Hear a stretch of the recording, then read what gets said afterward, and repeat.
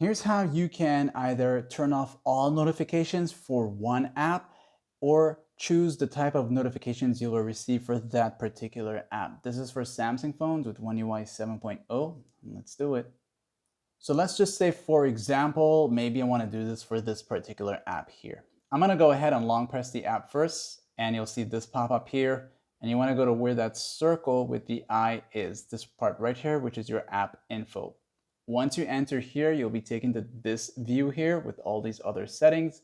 And one of them is the notifications under the privacy section. As you enter here now, you'll be able to choose how notifications are going to be allowed for that particular app. And you can do this for every other app on your phone. So just as an example, we're using the Google Messages on a Samsung phone. So if you want to disable it, that's going to turn it off. That's going to stop everything from coming in. You are going to be able to still receive notifications, but unless you go into the app to view them. That's how that works. However, they won't be popping up all over your screen and on the lock screen. Now, if you want to keep it on to show notifications, but there are specific things you want to disable, say for example, you don't want the vibration and sound for that app itself, just do this, turn it off, and you'll notice how this part here is also disabled.